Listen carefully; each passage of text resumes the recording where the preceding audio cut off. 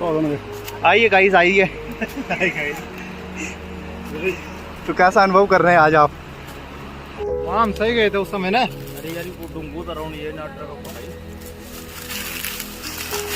आइए महाभागा। Sitaram. Hello guys, सुप्रभात। Welcome to my YouTube channel the art channel में आप सभी का हार्दिक स्वागत। और मैं अरविंद दुनियाल आज एक नए ब्लॉग के साथ आप लोगों के साथ प्रस्तुत हुआ हूँ, जो कि रहेगा देवप्रयाग रघुनाथ तीर्थ भूमि से। और अभी हम यात्रा पे हैं और सूरज कुंड की ओर अभी हम प्रस्थान कर रहे हैं। काफ़ी घना जंगल है, तो देखते हैं अभी वहाँ तक जाते जाते अभी आपको सूर्य कुंड की महिमा भी बताएंगे इस ब्लॉग में। तो आप इस ब्लॉग में लास्ट तक बने रहेगा। यहाँ पे काफ़ी सारी चीज़ें देवप्रयाग में है, जो कि जिन चीज़ों से लोग अभी अनभिज्ञ हैं, तो आप सभी लोग इस ब्लॉग में बने रहेंगे तो आपको पूर्ण जानकारी इस ब्लॉग में दी जाएगी। सीताराम।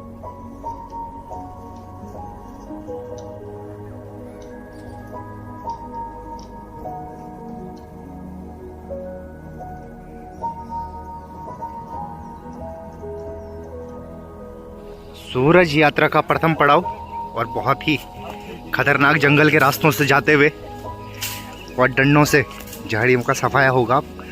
उसके बाद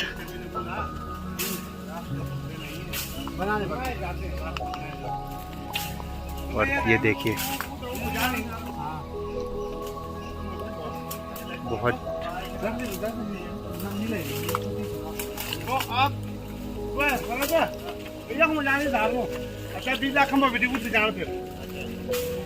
है ना। ये देखिए यहाँ रास्ता है जो कि बनाना पड़ेगा।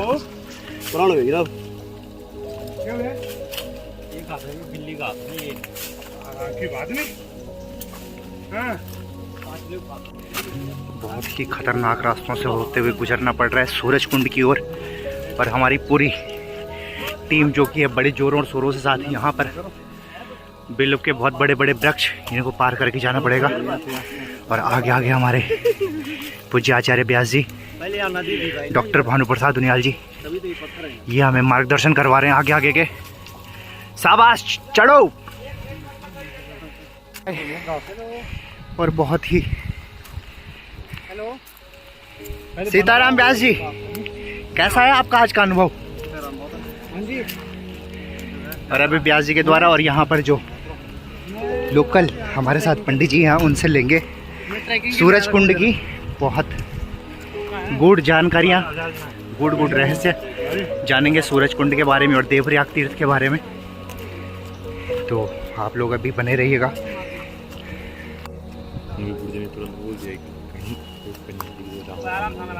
ठीक है, देखिए गाइस कैसे कैसे रास्ते हैं यहाँ पे। देख लो गाइस, हमारे विप्रदेव सूरज कुंड के दर्शन हेतु बहुत ही भयंकर लालाहित ये ना रास्ते देख रहे हैं, ना कांटे देख रहे हैं। जहाँ इनकी इच्छा हो रही है, जहाँ इनको भगवान सूरज बुलाना चाह रहे हैं, उसी रास्ते पे आगे आगे बढ़ते जा रहे हैं। देखिए आप, अजय डूंगवाएगी। अरे बाप रे बाप, देख रहे हैं आप, एक विप्रदेव हमारे बहुत नीचे पहुँच चुके हैं। क्या क्या बनेगा? और एक यहाँ पर है और ये पूरी टीम बहुत ही जबरदस्त। वहाँ हम सही गए थे उस समय ना।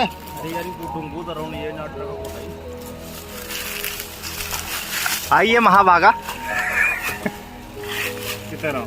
सीताराम। काया क्लेश तो ही तपा।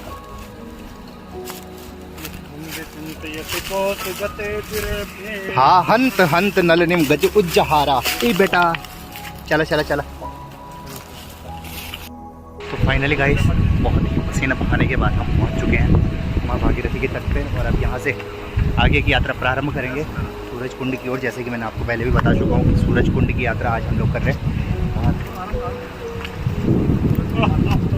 हमारे पांडे जी आज हमें सूरज कुंड की जानकारी देंगे, क्योंकि यहाँ पे मूल निवासी हैं यहाँ के।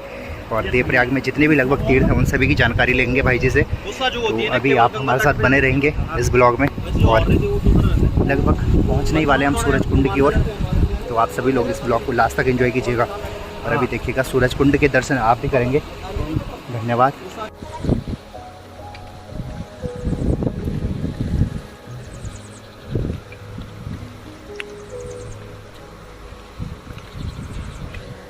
Oh guys.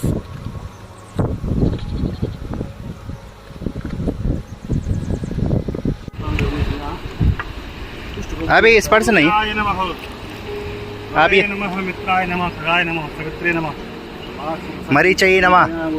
हाँ? स्नान करने से होता है, कुछ रोग भी होता है, ऐसे प्रकार का। हाँ, यहाँ जो सूरज कुंड जहाँ हम लोग जा रहे हैं, ये धराधाम का एकमात्र ऐसा कुंड है कि जहाँ पर अगर भक्त श्रद्धा और विश्वास से स्नान करें तो उसके शरीर से कुष्ठ रोग भी निकल जाता है। और ऐसा कहा जाता है कि माघ सप्तमी के दिन यहाँ भगवान सूर्य स्वयं आते हैं और इस कुंड में स्नान करके जाते हैं। इसकी बड़ी महिमा है, लेकिन आधुनिक और भौगोलिक गवेषणाओं के अंधविश्वासों में जो प्राचीन और वास्तव में जो बहुत आध्यात्मिक स्थान है, पारंपरिक जो स्थान है, वह स्थान लगभग लुप्त प्राय होते जा रहे हैं। और आज तीर्थों का बाजारीकरण, व्यवसायीकरण करके लोगों ने वास्तविक तीर्थों की जो महिमा है उसको कहीं लुप्त कर दिया है। आइए आप और हम सभी आज इस पवित्र पावन सूरज कुंड में स्नान करेंगे, पुण्य कमाएंगे और भारत देश स्वस्थ रहे। पाकिस्तान ने जो नाकाम हरकतें की हैं, भारत में जो अत्याचार अन्याय हो रहा है आतताइयों के द्वारा, भारत सुरक्षित रहे, विश्व का कल्याण हो, ऐसी भावनाओं के साथ आज हम इस सूरज कुंड में स्नान करेंगे। तो आइए गाइस, अब दर्शन करते हैं भगवान सूर्य नारायण के कुंड की। ये सूरज कुंड। तो फाइनली गाइस हम पहुंच चुके हैं सूरज कुंड के पास और यहाँ पर आपको दिखाएंगे कि भगवान सूर्य के जो घोड़े थे उनके खुर के निशान यहाँ पे मिलते हैं इस शिला पर। और काफ़ी आनंद की अनुभूति यहाँ पर हो रही है। और गाइस ये है माँ भागीरथी की गोद में बसा हुआ सूर्य कुंड और यहाँ पर हमारे व्यास जी आराधना करते हुए भगवान सूर्य नारायण की। और बहुत ही आनंद की अनुभूति हुई, काफ़ी मशक्क़त के बाद हम यहाँ पर पहुँचे हैं।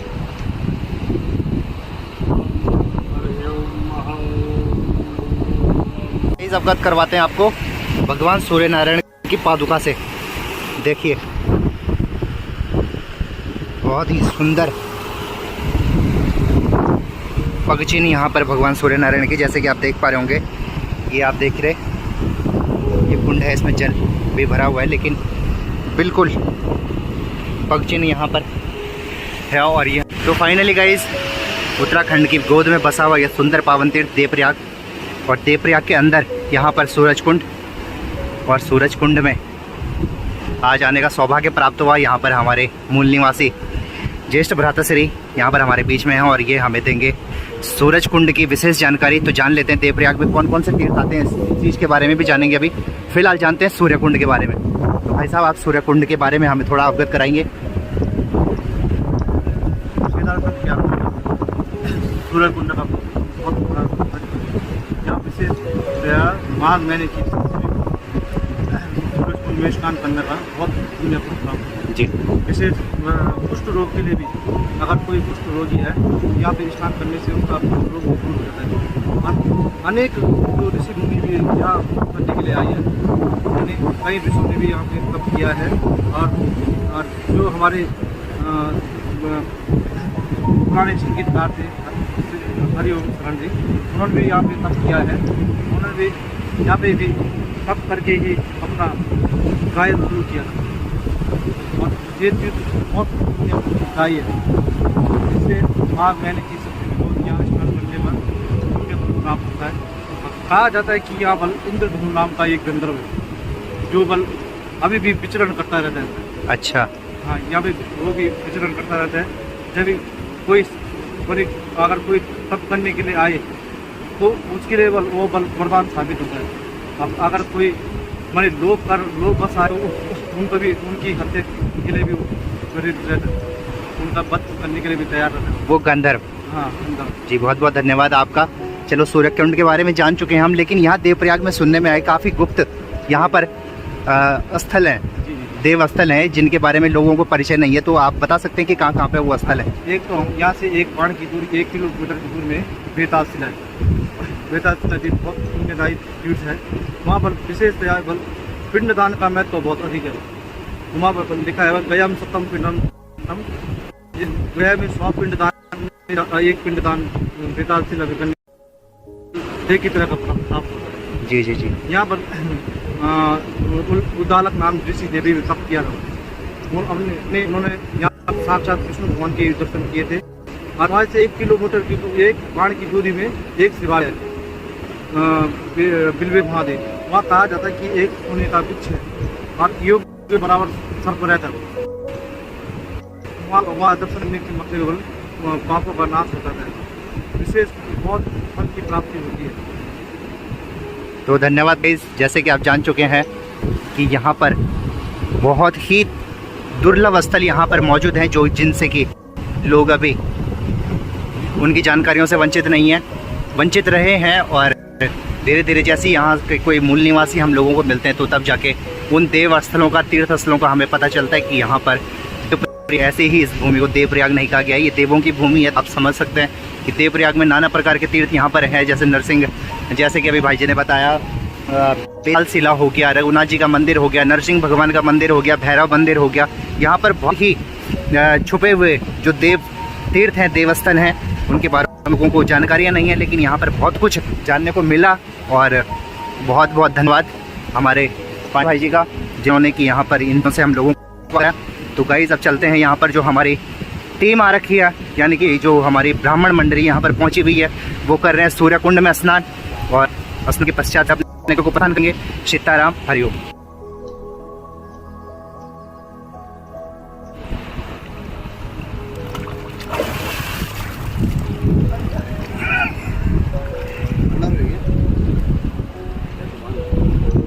तो गाइस अभी कर लेते हैं सूरज कुंड में स्नान, इसके बाद जाएंगे हमारी विप्रदेव। स्नान के पश्चात पुनः गंतव्य की ओर प्रस्थान कर रहे हैं। बहुत ही सुंदर आज की मंगलमय यात्रा, यह तीर्थ सूर्य कुंड का। और हमारे साथ यहाँ पर नीरज उनियाल जी, भगवती माँ भगवती के उपासक नीरज उनियाल जी आचार्य, और मधुर सरस कथा वक्ता भी यहाँ पर बनने जा रहे हैं, क्योंकि एक कथा तो हो चुकी है हमारा श्री की, और आगे भी माँ भगवती की कृपा बनी रहेगी तो आगे भी कथाओं में देखने को मिलेंगे आपको। और अब चलते हैं हम यहाँ से पुनः गांव की ओर, जहाँ से कि हम यहाँ पर आए थे। हमारे बहुत ही भयंकर जोखिम लेकर चप्पल रड़ोना तो डोंगफल हो भयंकर, बहुत ही खतरनाक खड़ी चट्टानों पे एकदम हमारे एवरेस्ट जो टूरिस्टर हैं वो चढ़ रहे हैं। नीरो जूता उतारेगा, जूता उतारेगा, फिसलेगा वहाँ।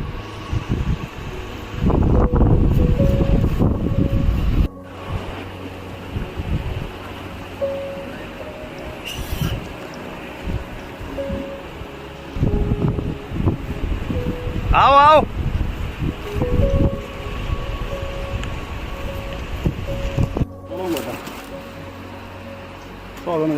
आइए गाइस आइए। तो कैसा अनुभव कर रहे हैं आज आप? ऐसा लगता है जैसे कि मौत के बहुत ही विचित्र रास्तों से पहुंच चुके हैं, और कुछ चलिए ना हमारा इधर जगह लगे आपके बरीक बाकी पगडंडी लो फुटी का एक चिरवाड़ा लग गया ना, कुछ होएगी बहुत, पर कोई बात नहीं। तो फाइनली गाइस बहुत ही दुर्गम स्थान से, और आप व्यास जी का पग निहार दें जरा। क्या बहुत ही खतरनाक अनुभव आज का। रहेंगे तो पढ़ लो गुरु जी। महाराज जी आओ आओ। वो आगे में चली है।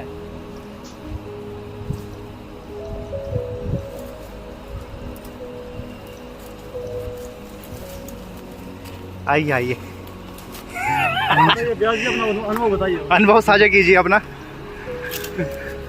करिए करिए करिए। बैठ के करिए। बहुत अच्छा अनुभव रहा।